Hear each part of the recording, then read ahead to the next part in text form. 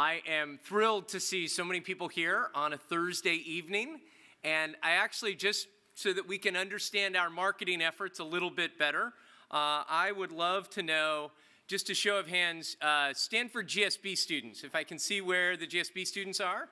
Excellent, excellent. Greetings in the balcony. Stanford undergrad students, welcome. We love having you here. Members of the rest of the Stanford community, faculty, staff, alumni, that sort of thing. And from the Harvard community, who has joined us besides our speaker. Welcome. We are delighted that you are here. Tonight is a chance for two great schools to come together, and we are delighted for the evening that we are going to spend with you. My name is J.D. Schramm. I am a faculty member here at the GSB. I teach courses in communication, and I also have the privilege of leading the Mastery in Communication Initiative, which is a series of non-credit offerings to help students build their abilities to speak, write, and participate more effectively. Behind me, you will see some of the events that are coming up through the rest of the quarter. If you don't have the moment to write them down quickly, you can go to our website, which is simply gsb.stanford.edu/mastery, and that will open up the world of mastery and communication to you.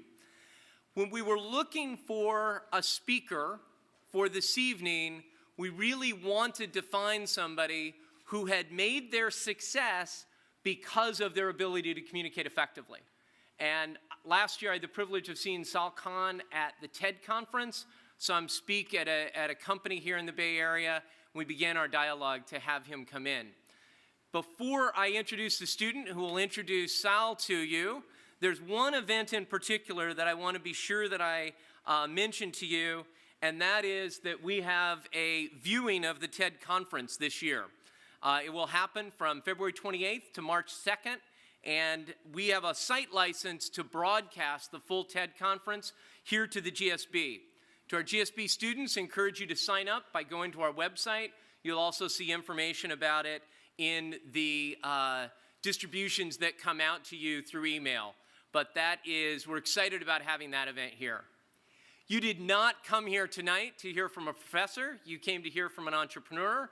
And so to introduce him, I'm delighted to welcome to the stage Luke Pena. Luke is a second-year MBA student in the joint degree program between the School of Ed and the School of Business. And Luke, if you could come forward.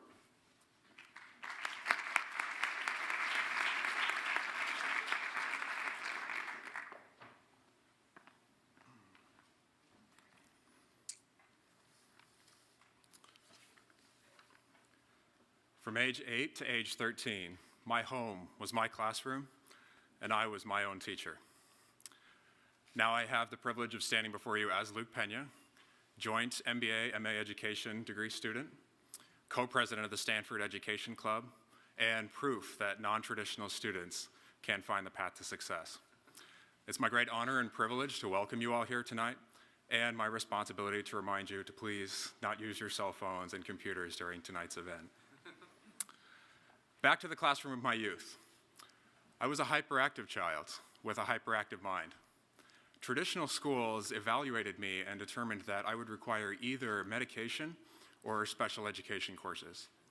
My mother disagreed, so my mother decided to homeschool me, and serving as my teacher through the 5th grade.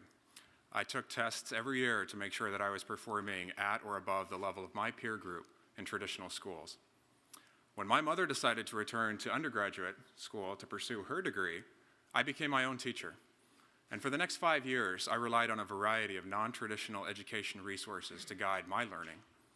Without access to these resources, I would never have found my own passion for education, I would have never survived grade school, and I would have never found my way here to Stanford. I know that there are countless other students, traditional and non-traditional, who require and desire and desperately need these innovative resources to create their own education opportunities. Khan Academy is creating these very opportunities for students around the globe.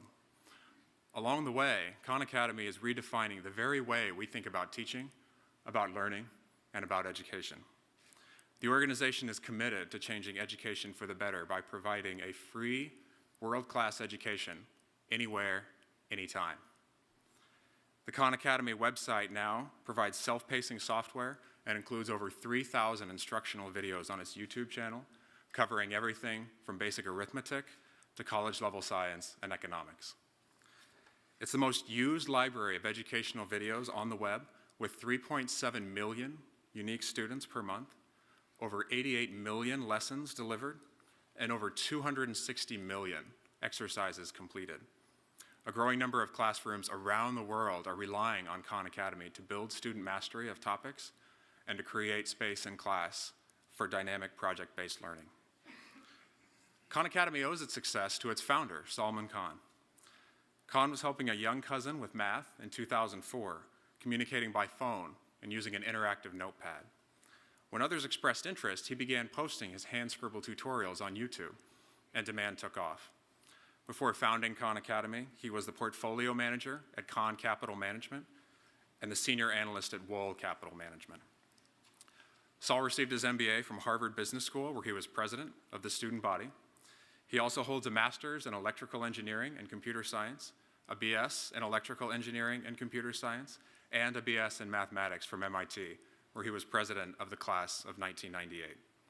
While at MIT, Saul was the recipient of the Eloranta Fellowship, which he used to develop web-based math software for children with ADHD, children not unlike myself. Ladies and gentlemen, please join me in welcoming Sal Khan.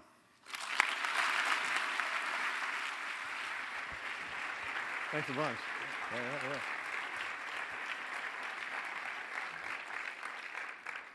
This is very exciting. So how many of y'all have been to the site or have used the site in some way? Oh, good. So this is a good audience. So I guess how many of you have not been to the site? Or, oh, good. So I have something to show you.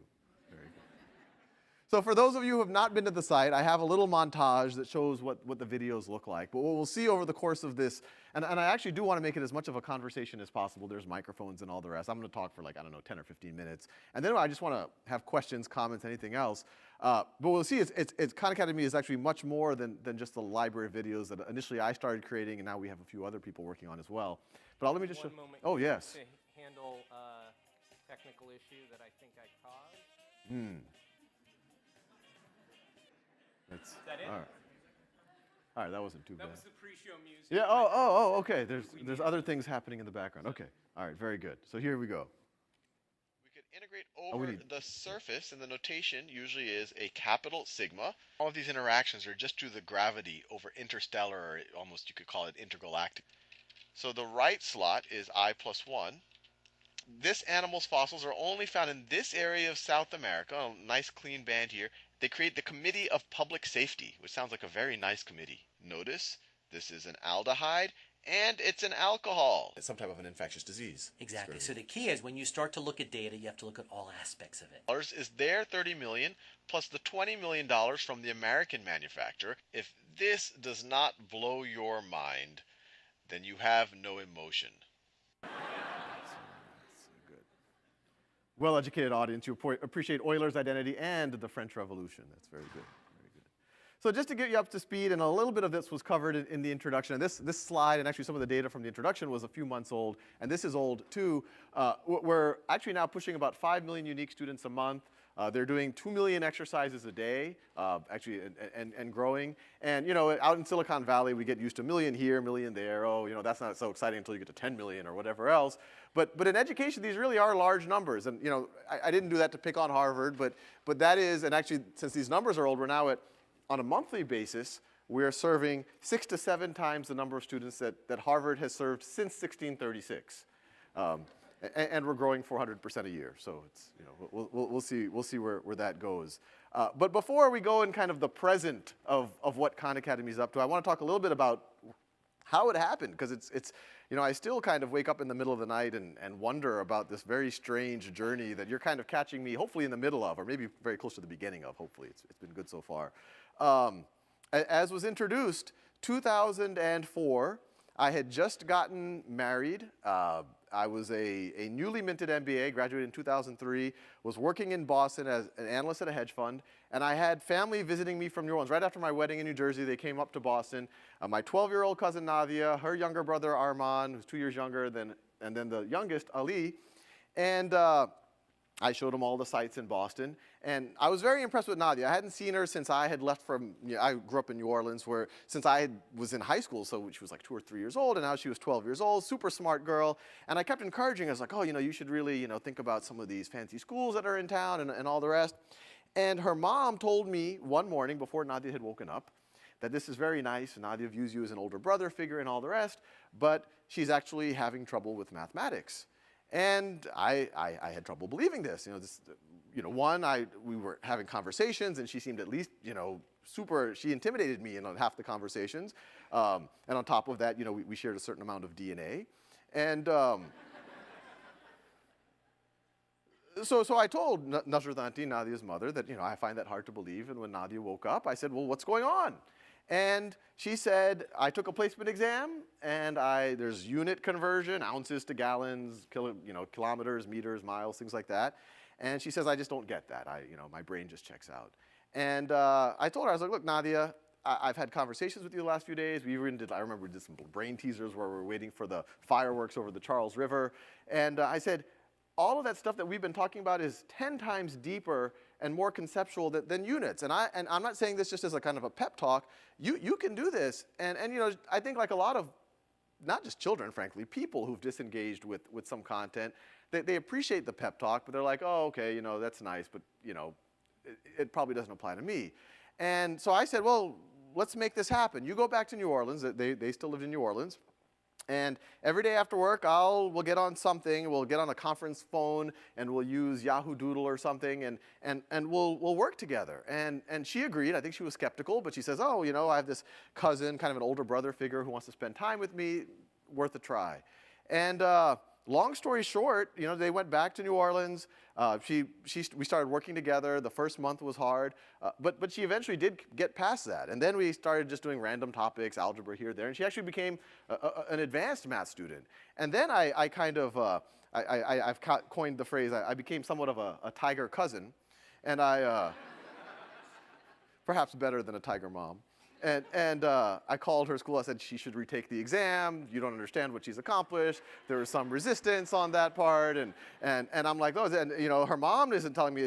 I'm telling, but she was able to take it, and she took the exam, and actually she ended up becoming a very advanced math student. She ended up taking calculus her freshman year in high school. She ended up taking math at the University of New Orleans through most of high school. So she became this really advanced math student. That same student who thought she couldn't get units.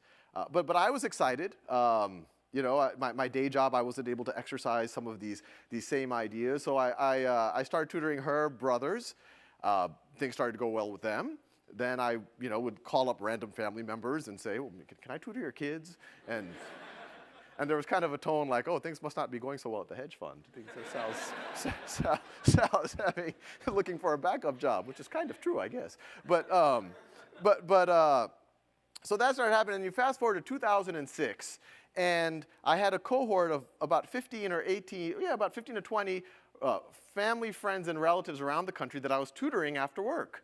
And it was interesting, but it wasn't as good as those interactions with Nadia, where it was one-on-one. I started writing a little bit of kind of fairly primitive software initially so that I could give them example problems. I could keep track of what they were doing. It's amazing as soon as you keep track of things and you see the real-time data, you start saying, why is Ali doing problems at 3 in the morning? This is, irrespective of algebra, this is an issue. But I started doing that, and in 2006, the firm I was working for, actually, I was working at Wohl Capital Management. It was a 2-person and a dog firm. The dog was our chief economist. And Dan's wife, Dan was my boss, his wife became a professor at Stanford Law School.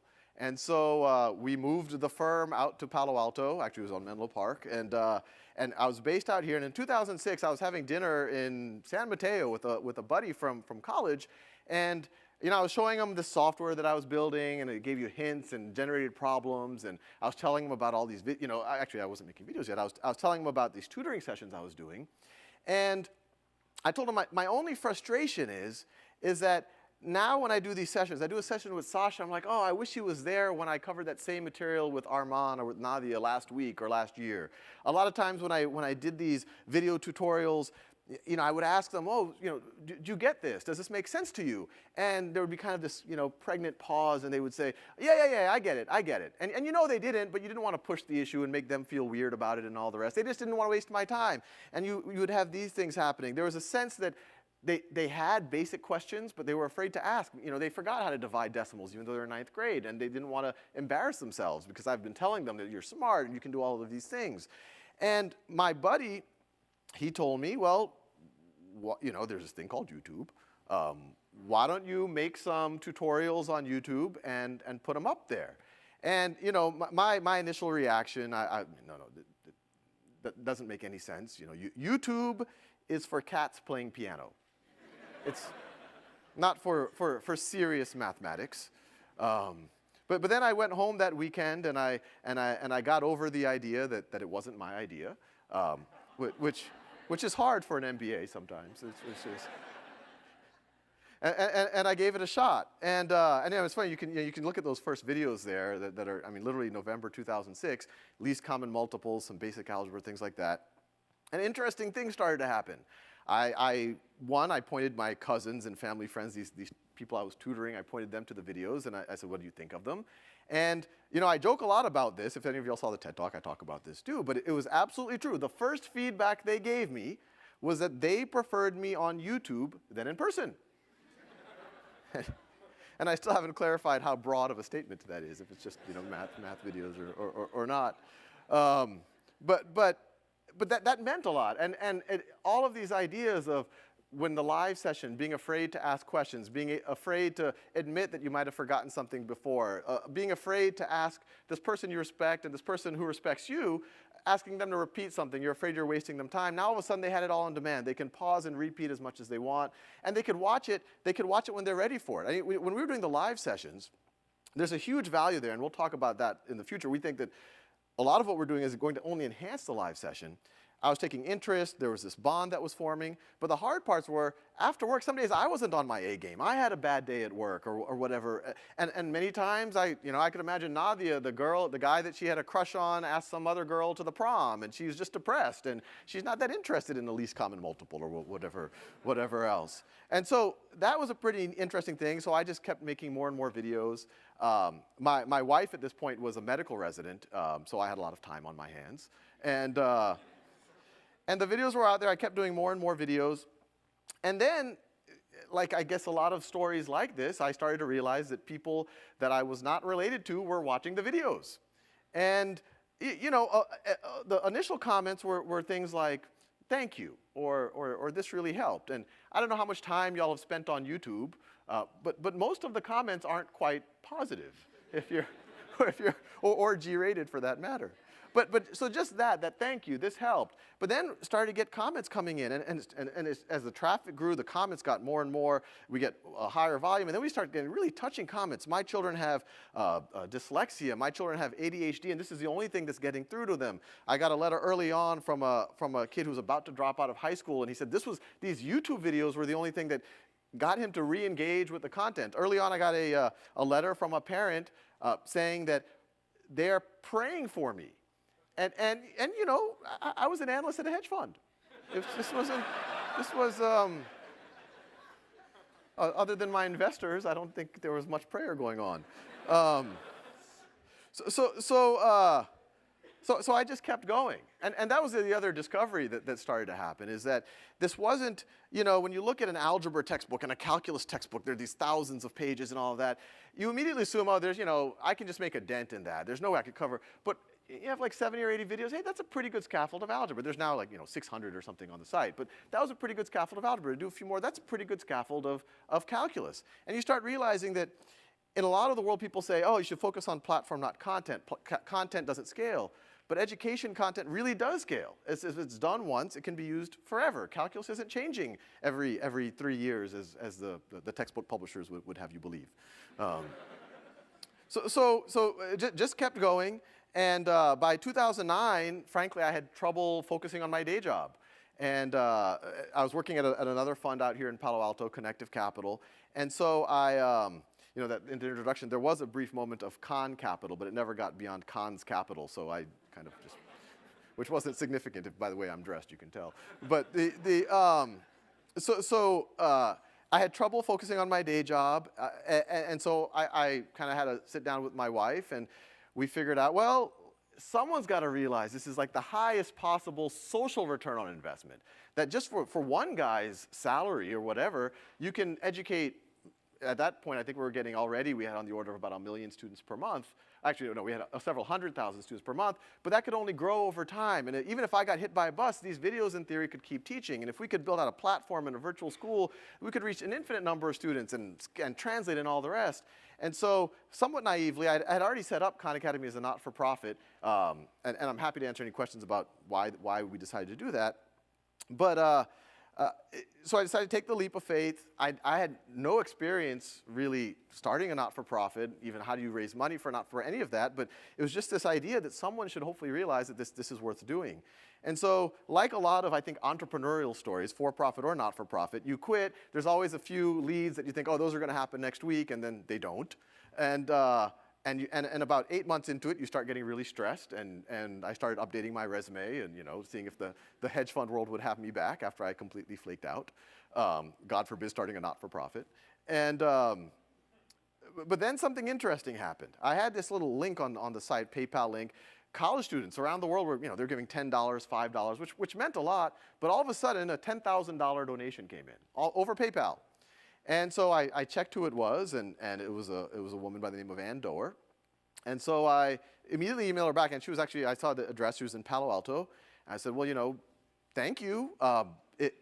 If we were a physical school, you would now have a building named after you.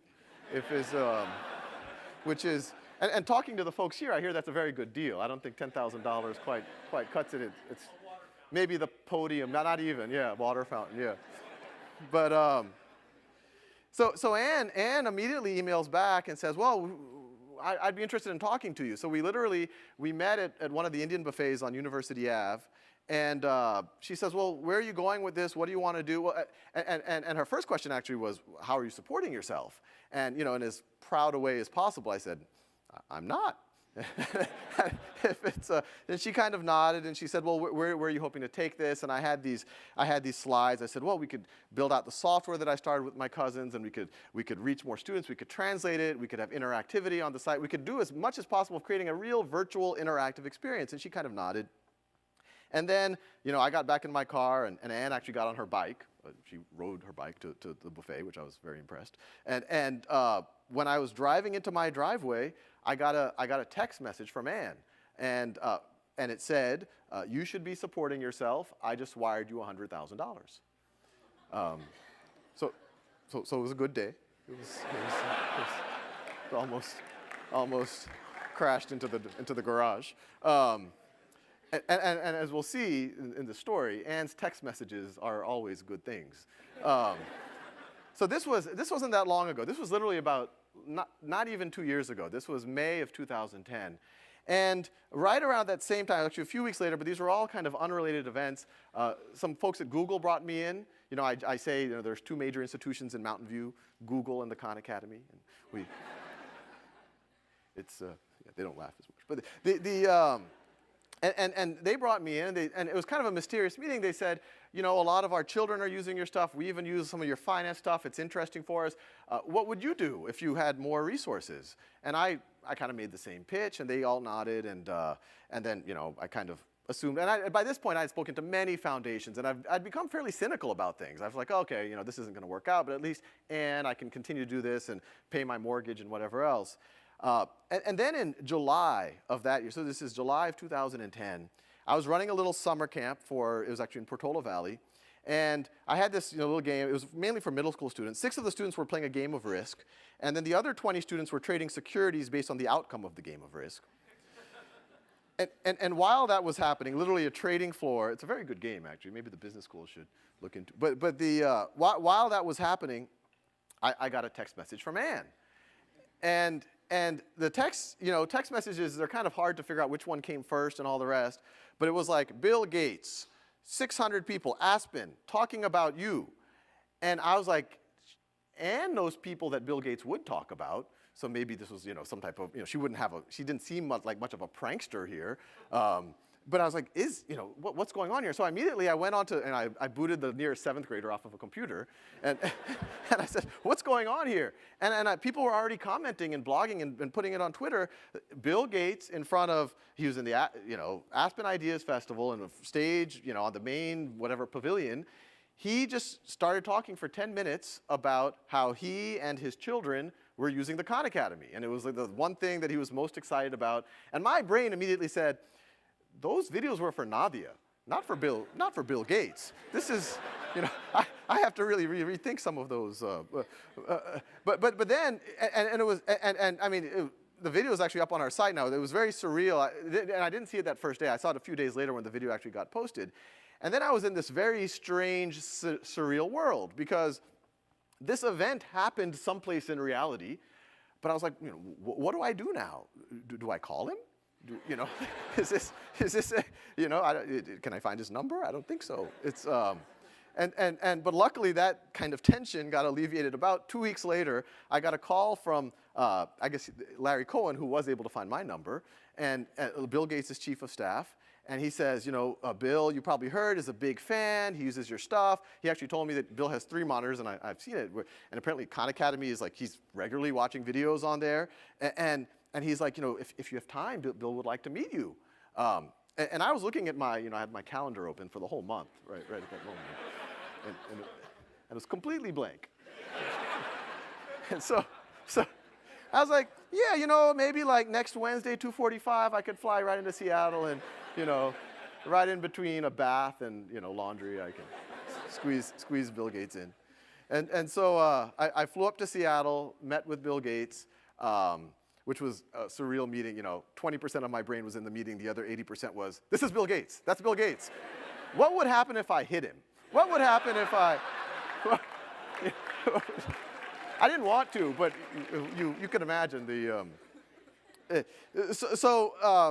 But I presented, and there was an awkward moment where I had these, I called them my slide placemats, and I walked around and I was like, I use these because I don't trust PowerPoint. These things were always, but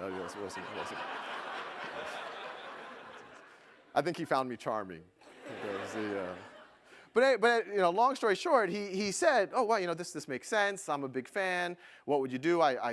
We make a virtual school and all the rest. And he's like, no, this is great. And he nodded. And when he nodded, 5 people in the back of the room took notes. And I was like, make sure you got that. And so it looked like things were going good. And right at around that same time, another meeting with Google. Google said, well, what would you do with $2 million? And I said, is this an open question? Because I've got needs. I could there's not. And they clarified it, and so I kind of made the same idea, and so October 2010, all of these things converged. The Gates Foundation funded us to really get office space, hire up our core team. Google funded us, translate into 10 languages, build out the core software, and this is what we've started to build. And actually, some of this was already, the primitive version was there before the funding happened, but now we got essentially competent people to work on some of this stuff. And this is what we call a knowledge map, and it's constantly changing. There's like 60 nodes right here. It's now 300, and we're exploring different ways to visualize this right now. But the idea is very simple. That top star there is the most basic mathematics, level 1 addition. And once you've shown proficiency that, it moves you down this knowledge map. And right now at the bottom end of it, you have things like calculus and whatever else. And actually, we can see it. So this is one for getting the intuition of a derivative, where you're trying to where you take the slope of the tangent line at any point, and you're essentially plotting out the derivative by taking out the slope of the tangent line. And so we're trying to make that knowledge map go as broad and deep as possible. Our videos you saw, they go into things like finance and macro and microeconomics and things, and even there's a little bit of medicine and things like that. But right now our exercises are mostly math, but we're hoping to get that as broad and as deep as possible. And this right over here is a more basic one, and if you need help, the videos are there. This is basic subtraction, literally. And the one thing I always emphasize, I talked a lot about this in the TED Talk, is we did this kind of the way it's common sense. If you went to music class, you won't do a harder piece until you master an easier piece. If you're in Taekwondo, you don't take the black belt test until you're already, I don't know, what is a brown belt or a green belt or whatever. You only progress once you're ready for it. And that's how it works in video games and everything else. But that's not how it works in a traditional academic model. In a traditional academic model, what is fixed is how long you have to learn something and when you have to learn something, and what's variable is how well you actually learn that topic. And in everything else, and I would say natural learning, and in this, we just said, no, let's do the opposite. Let's make variable when you learn it and how long you have to learn it, and what's fixed is a high level of mastery, so that you can build on that foundation. I mean, the analogy I say in the traditional academic model, and it's not picking on anyone, it's the model that we've all been, frankly, indoctrinated into, is I'm building a house, I lay the foundation, I go get the inspector to come by, and the inspector says, okay, yeah, this foundation's about 80% structurally sound. And I said, great, that's passing, let's build the first floor. And then they do the first floor, oh, 70%, oh, that's passing, let's build the second floor. And then when the fourth floor collapses and takes the whole thing down with it, I blame the fourth floor contractor. Instead of saying, what, I had these gaps this whole time that were just making my whole building less and less structurally sound. And that's exactly happening, frankly, with math education, but I think probably with most forms of education, especially things that assume some level of mastery of more basic ideas. So we started up, we got our office space, and an interesting, and as you can see, a lot of this stuff was unplanned, serendipitous events. Right when we got our office space, actually right before we got our office space, the Los Altos School Board, right here, Los Altos, said, hey, we heard you're doing some stuff, why don't you come meet us? So we met them, and they're like, what would you do if you could do anything you wanted with a 5th grade classroom? And we said, well, we would have every student learning at their own pace, they would master concepts before moving on, and the role of the teacher, instead of giving this one size, one pace fits all lecture, the teacher would get data, would get analytics, so that they can do focused one-on-one interventions. Or even better, they can pair up students with each other so that they can teach each other and get even deeper learning. And kind of surprising, they 2 days later said, sounds good, let's start after Thanksgiving. And so we had to hire up a little bit. And so this right here is a dashboard from that Los Altos pilot.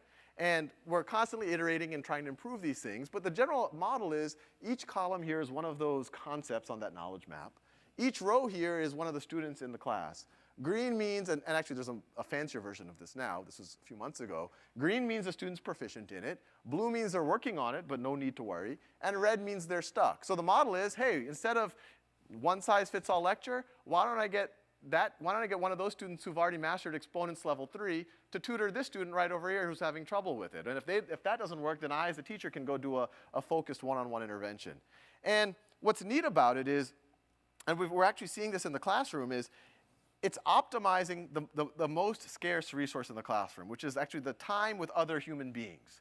And so now, people talk about teacher to student ratio. What we think we're optimizing is the student to valuable time with the teacher ratio. Or even better, the student to valuable time with other human beings ratio, because you also have the other peers that you're learning from. And in actually one of the pilots, it was interesting, the teacher spent a significant amount of time mentoring a subset of the 5th graders as TAs. 5th graders as TAs. And we wanted to arm them with as much data as possible. And so it should not freeze like this. Let me see. Well, there's a very nice chart that shows up. All right, let's try this again. Oh, there you go. So this tells us a teacher what the student's been working on. And actually, students have access to all of these things. And we found that the best way to teach elementary school students to read bar graphs is to make the bar graphs about them. We are all narcissists inside. This tells a student, a parent, a teacher, and all of this is free. It's all available right now. You can go become your cousins or your nephews or coaches right now.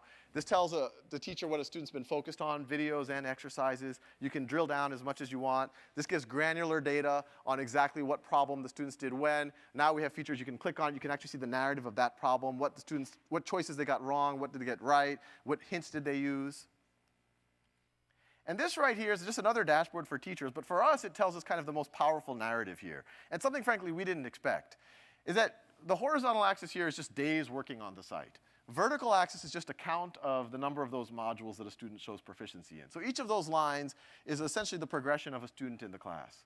And what we're seeing in every class we're working with, in Los Altos regular classes, in Los Altos remedial classes, in San Jose, and East Palo Alto, when you start a class, right at the beginning, there's some kids that race ahead. some kids in the middle, and some kids that are behind. In a traditional model, like, okay, these are the kids, they're gonna be, doctors, engineers, lawyers, they're gonna, apply to Stanford and all the rest. These are average kids, these kids are the remedial kids. But what we're seeing is if you allow students to work at their own pace, at their own time, and you don't know who these students are, it's really unpredictable. We're gonna try to fine-tune the analytics so we can predict this even better. If you give them the chance to build their foundation, start from 1 + 1, all of a sudden that student, and that blue student is one of them, 10 days into it, slightly below average, actually right out the gate, a reasonable bit below average. After 70-something days, best student in the class. And we're seeing it over and over again in every context, that after 2, 3, 4 months, the best student in the class is often a kid that you thought was a remedial student 2, 3 months ago. And we're seeing it over and over and over again.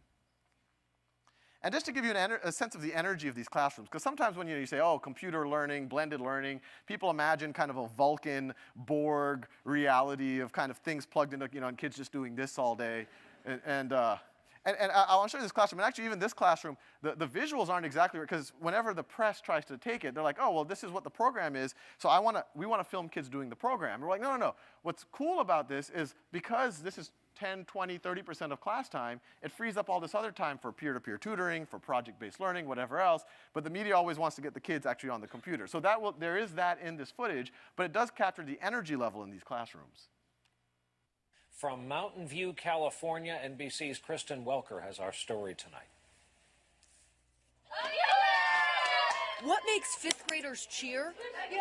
Would you believe math? Yes. I'm starting to really like math now. These kids are learning with the help of Khan Academy, an online school. You got it right. Good job. Videos that are interactive and fun, explaining difficult concepts in a conversational way.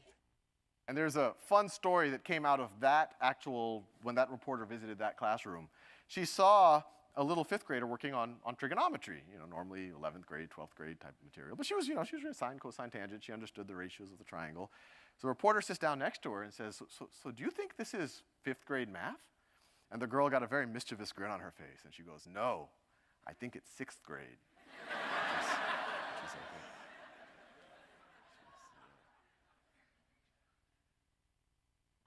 so, the anecdotal stuff was great. The teachers were happy. The students were happy. But we still have to measure, at least measure, make sure harm isn't being done here. Because, there are these state tests. This is a public school. We're not teaching to the test. In the videos, I don't use necessarily the same words that are going to show up on the assessment. There are kids in those classrooms that are doing 4th grade math. There's kids in those classrooms doing 10th, 11th grade math. And how are they going to perform on a 5th grade assessment, or in one of the past cases, a 7th grade assessment? And we were particularly worried about the 7th graders. The 5th graders was standard Los Altos demographic, high-performing school district. The 2 7th grade classes that piloted it, it was in Los Altos, which is a affluent school district, but this was a remedial math class in Los Altos. And most of these students in this class were students who were either diagnosed with learning disabilities, dyslexia, ADHD, and many of them were essentially from the other side of El Camino. They were essentially part of the parts of Mountain View that were thrown into the Los Altos school district. So these were actually traditionally underperforming students. And what was neat is we saw that narrative again. And we were worried about this because we're like, our product is new. We don't want to be blamed too, maybe it won't work with this group of students. But what was amazing for us, and frankly for Los Altos, the district, is that this is where we saw some of the most profound gains. So what we saw 2010 was the distribution of scores for this cohort entering in. 23% were proficient, and they were at the low end of proficient. That's why they were in this class. 47% were basic, 23% below basic, 6% far below basic. And then after 6 months, and this is exciting, the 6 plus 35, 41% were now proficient or better. And the whole curve had shifted. There were no longer any far below basic. The whole distribution shifted in the right direction.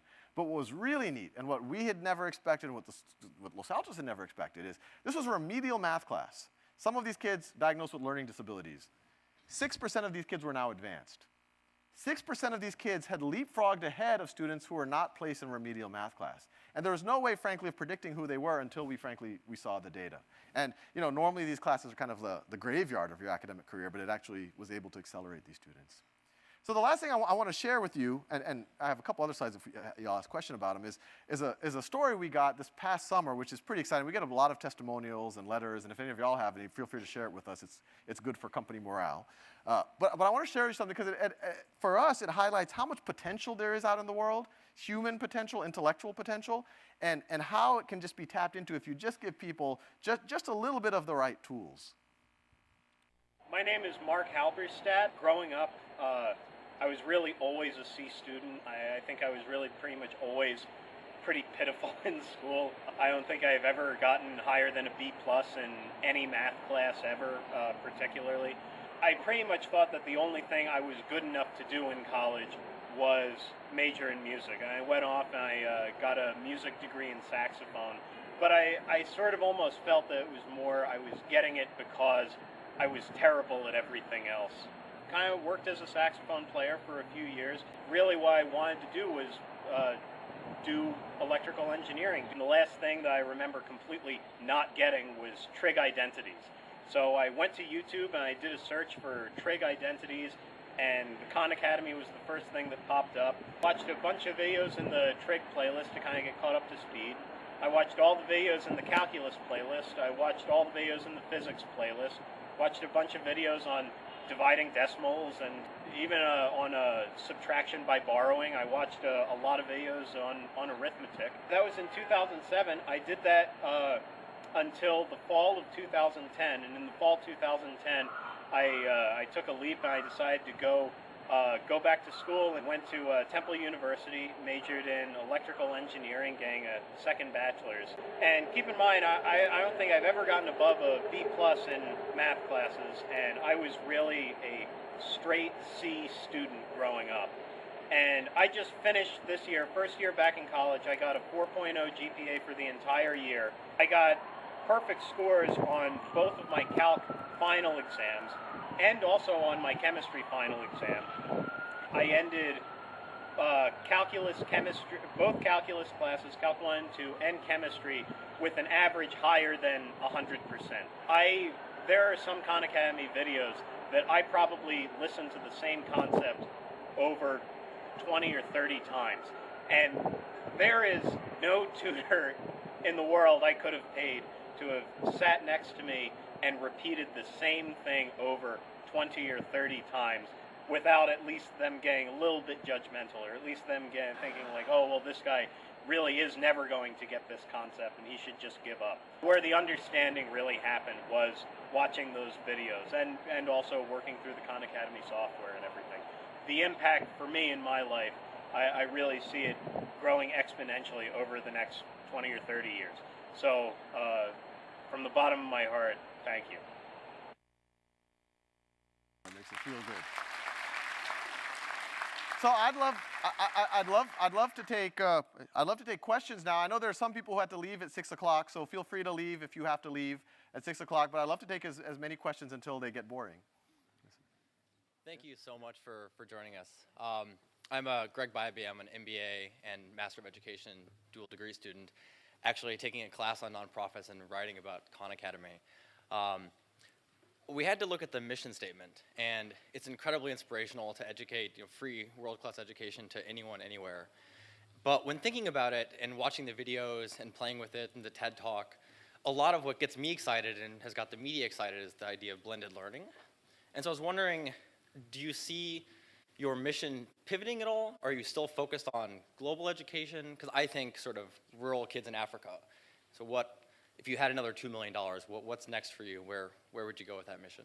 Yeah, no. So I mean, this is the most difficult thing right now as an organization is that we have an abundance of opportunity, because there's like, okay, there's the, just the standard student who just needs help, right? Like this student right here. You have the blended learning opportunities, what's happening in Los Altos, and not just Los Altos, we're seeing it at Eastside Prep in East Palo Alto, at some of the charter schools, KIPP. There's the possibilities if you go into rural Africa or rural India, go places where they don't have teachers right now, and all of a sudden you can give them something better than maybe even what they would otherwise have access to. The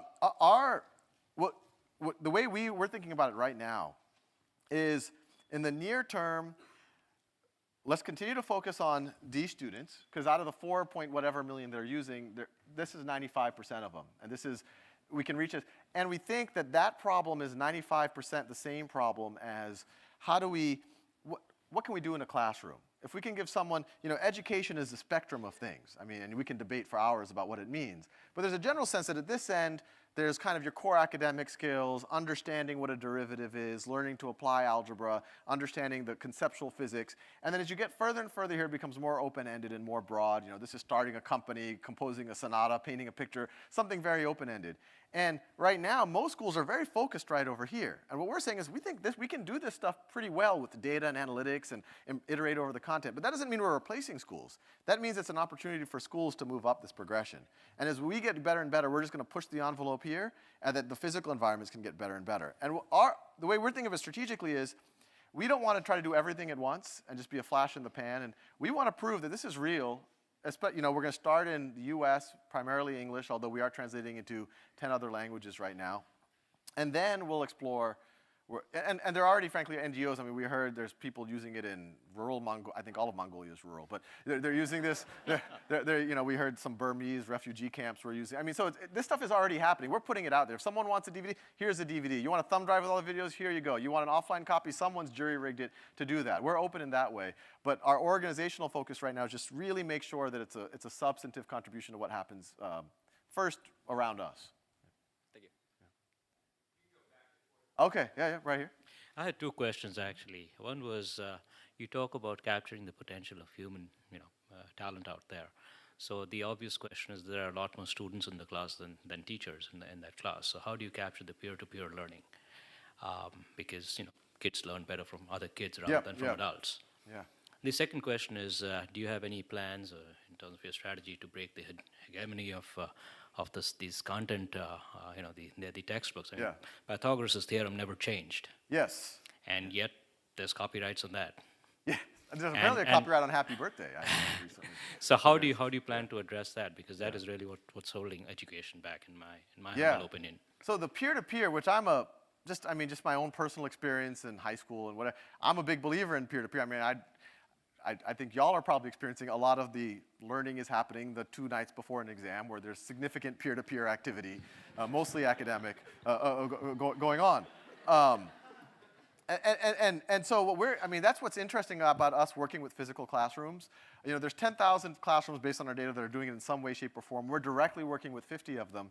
And we have these notions, and but the teachers have some pretty good ideas. The students have some pretty neat ideas, and we're seeing what kind of things naturally emerge. The neat thing is that if you kind of allow students to get self-directed and they're all learning at their own pace, a lot of this stuff just organically emerges. If you don't as long as you don't tell students, be quiet, put a finger on your lip, listen, if you just say, learn at your own pace and do what you need to do to learn, a lot of this peer-to-peer starts emerging. Kids start just naturally going to the whiteboard. This is what I can tutor you in. This is what we can help with, or this is what I need help in. And what we're trying to do is we're trying to observe the best practices and seeing if we can put that in the system. So we saw students setting goals for themselves on note cards and then seeing how they did it. So we thought, let's build that as a feature. We saw students printing out their achievements and showing it to other friends. So it's like, oh, we should have public profiles. If you want to share it, you can share it with other people. So what we're trying to do is, if we will eventually hopefully have a place where if you need help, there's other people in the community who can help you. You can have cloud tutors that at any given point, someone has office hours in that subject. So we're going to explore all of that. In terms of the textbook industry, and I say this somewhat to protect my own safety. I don't think us by ourselves is a catalyst, but I think they're facing a major problem because whether it's, you look at, either there's kind of transitional solutions where people are doing free books, open source textbooks.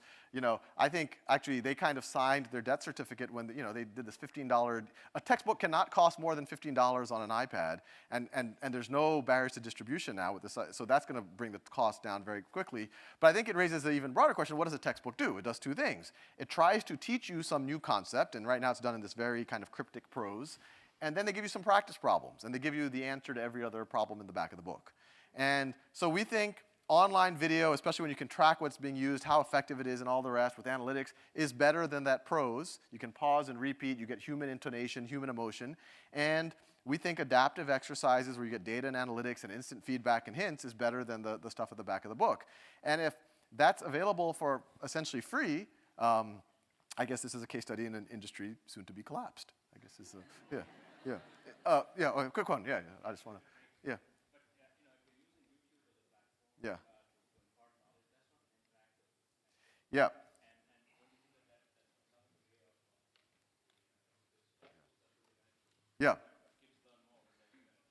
Yeah, so the question is, and this is a very good question.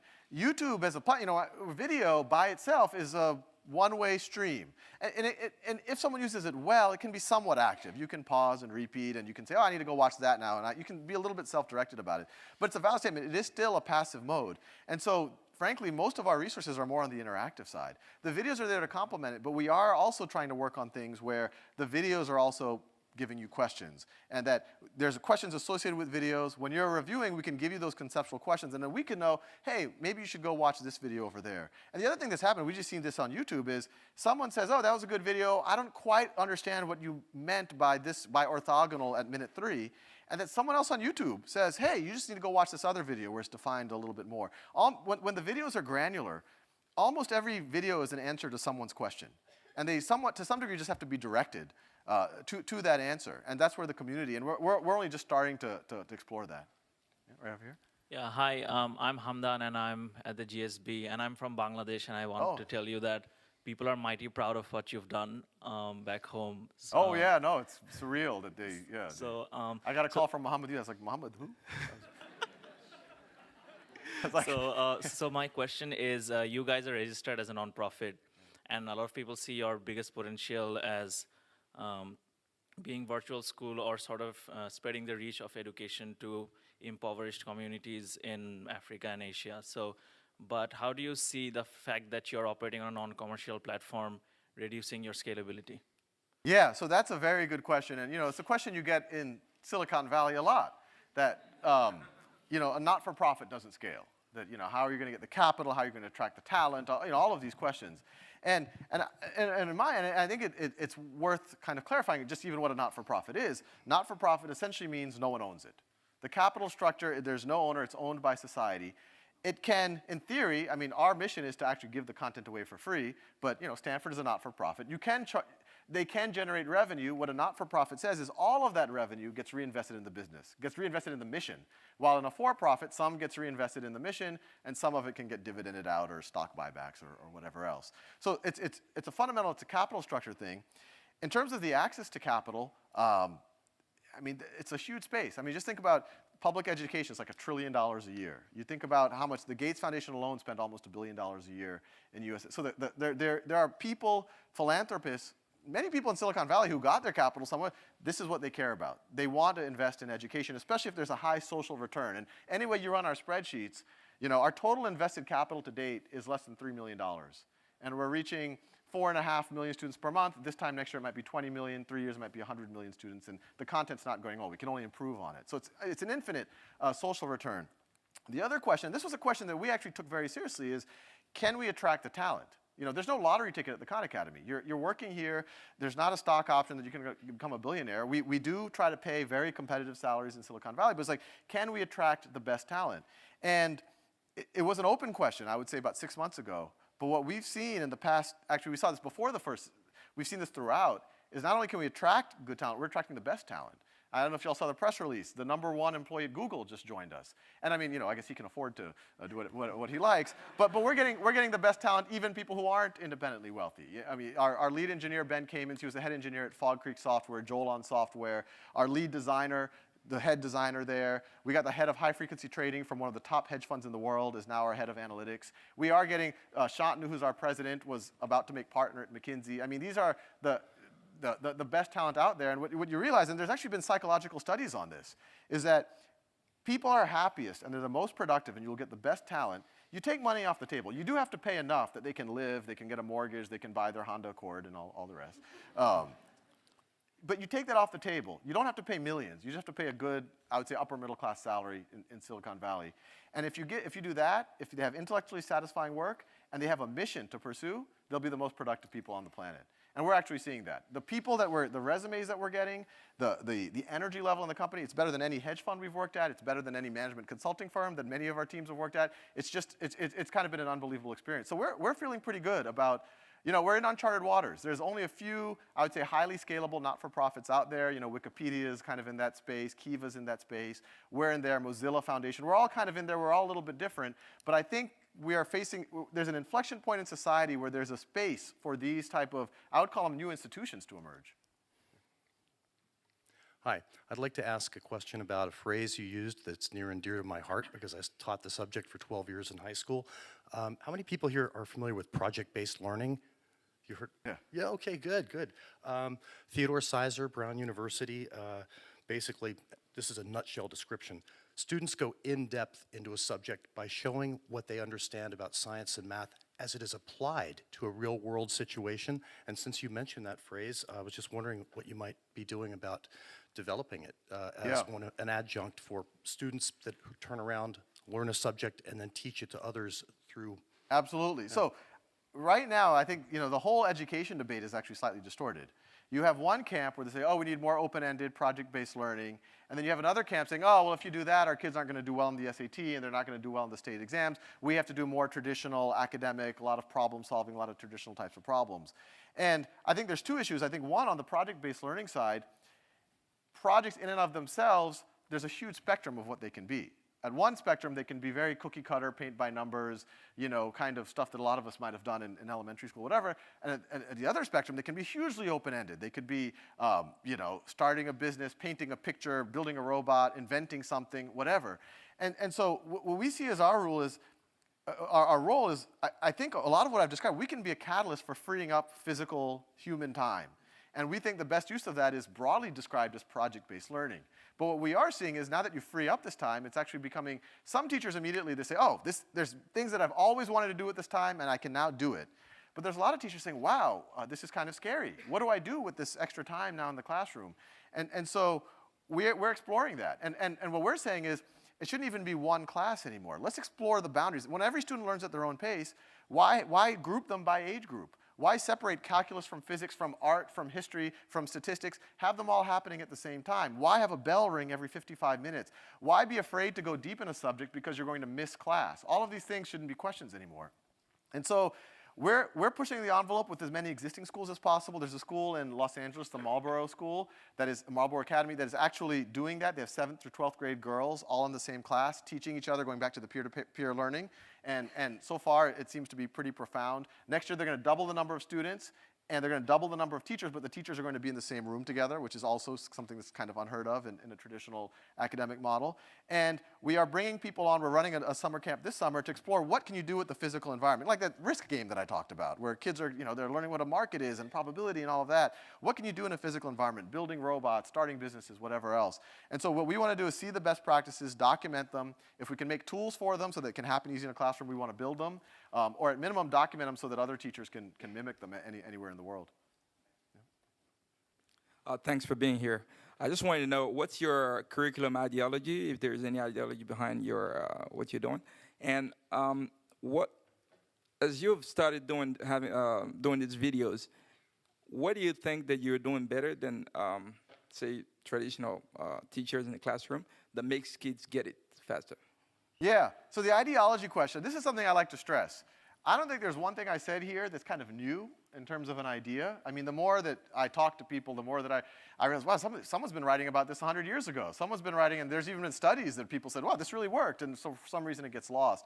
So I don't know exactly what the ideology would be called. I mean, there, you know, and it's very scary when you label things, because then there's people in the other camp who immediately try to, you know, if you say that you are constructivist, and they're like, oh, no, constructivist, blah, blah, blah, where we need to be. But I would say it is a combination of mastery-based learning, so this idea that you should learn things well. You don't have to be the absolute expert on exponents before you do basic equations, but you should have a solid foundation so that you don't get tripped up later. I would say highly influenced by constructivist thinking, that you really do learn well when you explore things, but at the same time you have to relax the tension that the world is assessing you based on these exams. And so we think hopefully we can help do both at the same time. I think, you know, there's kind of self-paced learning, peer-to-peer learning, I mean, whatever you want to call it. But I mean, we're just trying to do what kind of be practical about it, not be too dogmatic about one or the other. In terms of kind of why the videos have resonated with people, it's an open question. I mean, people comment on it. I think there's been a couple of things. I think it was really important that I started off making them for my cousins. I think if in 2006, Bill Gates kind of descended and said, Sal, here is X million dollars, make some videos that are going to reach hundreds of millions of people, I probably would have made things not too different than what you get on a DVD from McGraw-Hill. I probably would have made these very fancy computer graphics, and as the next stage in photosynthesis, you know, it sounded like your GPS device. And the reason why those look that way is because when a decision maker, the superintendent, or even sometimes the teacher, when anyone looks at it for 30 seconds, they're like, oh, that's professional. That looks cool. That's using computer graphics. And the decision makers are never actually sitting down and saying, am I actually learning photosynthesis here? Am I actually understanding photosynthesis? Do I actually feel a human connection with this person? And I think what was neat early on for me is I was like, it was a human to human. Even today when people watch the videos, they feel like I'm their older brother, I'm their neighbor. You don't see my face. Faces are highly distracting, especially when they have a unibrow. And so you take that out. So it really feels like, or an Indian Ray Romano, I've sometimes been referred to. But it really feels like we're sitting next to each other at the kitchen table. The focus is on the content. You know, the voice is kind of there. I mean, I've actually gotten letters from people saying, you know, when they normally think, they think in their own voice, but as soon as they see an equation, they start hearing, well, let's think about this now. And they hear this, you know. So I don't know. I think it's the conversationality of it. It feels human. It feels, you know, I think a lot of education material is made very top down. That, you know, some group, some politician or executive says, we need to make content in this area. Then they go hire a bunch of experts. And I'm not being disparaging of the experts, but when you have a crowd doing it together, they have fights on what the content should be. They'll write scripts. And at the end, they go and find some teacher or somebody to pay, and they pay them by the hour to essentially read their script. And that whole process is saying the least important thing in this process is the actual content. And what we're saying is, the most important thing is. I mean, even, you know, I'm the executive director of the Khan Academy, but I still spend at least 50% of my time making content because that's what's going to resonate with students. We put a high priority on our developers that are making actual content that students are using. We're not just all, oh, strategy is everything, platform is everything. The content is what actually, that's where the rubber hits the road. Hi, I'm an undergrad here at Stanford, and I was fortunate enough to attend Montessori school for until 7th grade. And one of the strengths I see of Montessori school is kind of exactly what you're doing, letting people go at their own pace. So in 2nd grade, I was already starting algebra, and I could be at a totally different level in reading. And so I'm wondering... You have like 4 PhDs now? And so I'm wondering to what extent you've looked at existing models like Montessori. It's kind of like what his question was. And to what extent you're maybe working with Montessori schools to kind of make Montessori scalable when it's been criticized as something that can only work in small schools where teachers are highly paid. Yeah, you know, and I'm not an expert here. I mean, you know, like a lot of people, I always thought Montessori was something that goes through, you know, pre-K and maybe kindergarten. And I've only started learning about Montessori programs that go much deeper. And we've actually just been reached out by Montessori, I think they're K through 12 on the East Bay. And I think they hear a lot of what we're saying, like, wait, that's what we've been doing forever. That's what, you know, that's what Montessori is about, self-paced learning, kids teaching kids, kids experimenting with things. And so, yeah, we're eager to kind of, and you know, we have a long way to go. We think we're in the beginning of the first inning, but a lot of what we're talking about actually is maybe the missing link in Montessori, is that, yes, the self-paced learning, all of that, but how do we know that you're learning things? Or how can we, you know, or how does the teacher have data to intervene properly? Or how does the student know that they're learning things and things like that? And so there's a certain level of, you can have a scaffold of kind of this type of self-paced learning that I think makes people more comfortable with the really open-ended stuff. So yeah, I think they're one and the same, very, very, very complementary. How do you, given that, so in creating the content for Khan Academy, you focus on academic subjects like math. Here, we'll teach you math in extremely granular like patterns, or we'll teach you like biology or chemistry or whatever. So why couldn't you extend this to like nearly any other form of human learning? Why can't, I don't know. Yes. I don't want to like think of like, I don't want to like imagine Khan Academy as like some self-help course, but why couldn't Khan Academy have a course on procrastination? Oh yeah, Or yeah. social Well, no, skills, and since I'm you have serious. so many of I them. have my daughter, and my daughter is now 7 months old. My son is 3 years old, and I was thinking, because right now I'm not that far from the dating world. I mean, I'm still pretty far. But if I give them advice now and we time shift it, so I give like dating advice, they'll take it more. So you might see that type of stuff on Khan Academy. But with that said, we actually, I don't know if the presentation's still up. You want me to? Yeah. The next slide, we've started some experiments with the Stanford Med School, and actually have some videos of some of the stuff that we were playing with. I mean, it's just purely experimentation. There you go. But what we really want to experiment, what we want to do, and I'll show you these videos because they're kind of fun. I mean, these were we just tried it out. I just hung out at the med school. So there is a problem right there at that junction. So at least that part of drug kinetics we need to understand, how they penetrate different parts of the body. If we can get to those patients and get them to skilled health care, both in the field and at the hospital, we can affect their outcomes. And the lamina connects to the spinous process. Remember, this is a drug that didn't even touch the breast cancer, had a dramatic effect in the survival of these young women. Right. And so again, it just makes us a whole new way of thinking about disease. Yeah, so what we're hoping to do and you're going to see it hopefully over the next year is, I started with a lot of content. We started building this platform, analytics, and all the rest. We're like, hey, that can be used by anybody. And so hopefully over the next year, you're going to start seeing other possibly major institutions saying, hey, we can start offering courses on this platform, leveraging it in any way, shape, or form. So I would love, I don't know, how many of y'all read Diamond Age? Neil Stephenson? Yeah, so I would love this to be the Young Ladies Illustrated Primer, so the book is essentially neo-Victorian China, it's highly hierarchical society. This is like, in the future, this nobleman wants to essentially get this engineer to build like the ultimate learning platform for his granddaughter. The engineer sees it so good that he builds a version for his own daughter, and it being China, it gets bootlegged. And then it gets in the hands of 200,000 orphan girls, and then they take over the planet. So yes, that'd be a good outcome. Yeah. And we should probably go for 2 more questions, Yes, 3 more, sounds just so good. that we can end and get I'll you eat to your dinner. next commitment. Yes. 2 more questions. Better be good. Thank you for speaking today. So I'm actually a first-year medical student, and I recognize Dr. Prober's voice on there.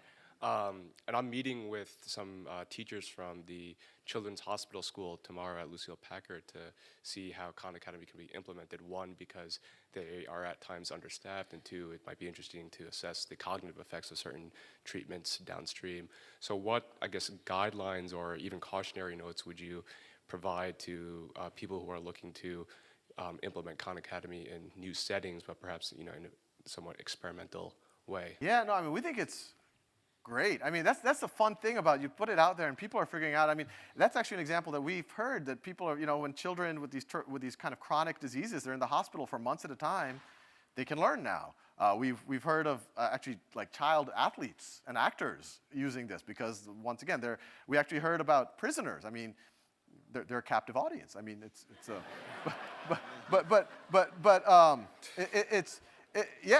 I would say do it. If you hit road bumps, it should be relatively self-service. We're trying to make it more self-service every day. But ping us. I'm scon@khanacademy.org. You can look at our website. Email us if you have any questions, because our goal is just to make it as self-service as possible. Thank you. Yep. One more question. All right, so hypothetically, if someone were thinking about starting a company in the ed tech space that built on top of, but didn't compete with Khan Academy. No, there's nothing wrong with competition. No, sorry, that's not exactly my question. So there seems to be rhetorically a lot of excitement around the potential for individuals to learn from Khan Academy and become more confident in their skills.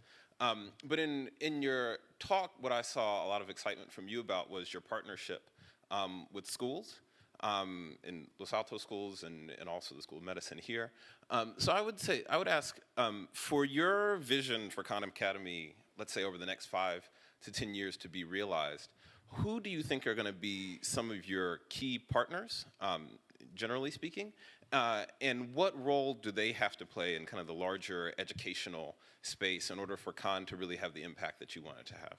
Yeah, no, my answer will probably change every week to this. But the general notion, I think going into this I think the content providers, one of the fun things for me about this job is I get to kind of hopefully spend the rest of my life learning and teaching things. I mean, I'm already kind of, you know, and that's a fun thing to do, but there's no way I can teach everything or even a fraction of everything. And so I think catalyzing other people like Dr. Prober and other, you know, experts to one, be willing to do this, which I think they are, and also feel comfortable in this type, you know, not the traditional lecture, but the more conversational style, maybe two people at the same time.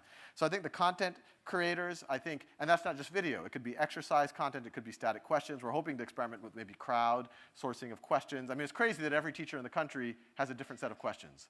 And that if they want a common set, they have to go pay someone money. I mean, they should just be able to pool it. There should be analytics on it. They should be able to create, you know, kids go into the computer lab and say, give me a test where every kid's going to get different questions, but they're statistically the same, and the distribution looks like this, and there's only a 5% chance that one kid doesn't finish. And bam, it just happens. That should exist. I mean, there's nothing scientifically implausible about that. So I think it's kind of the community is what we're going to have to leverage. In terms of kind of the key partners, I think there's an interesting, I think the major institutions that, to some degree, research institutions, that we're hoping Khan Academy turns into a platform for cognitive, education, whatever type of research. I mean, you know, you have 2 million kids doing problems every day. I mean, that might be 2 million problems done every day. You could, if you have a better, you know, an idea of how, a better way for people to conceptualize fractions and you have a good way of measuring it, we're already doing A/B testing. We put 5% of the audience in front of that versus the control. See what, one day you have your data for your PhD. I mean, and it sounds crazy. Oh, you are doing it? Well, you can't come by. No, we actually have a postdoc from Stanford who's about to come on board to do research on our data. So I think the research institutions, I think there's a very interesting potential, obviously from a content point of view with the Stanfords and the MITs and of the world.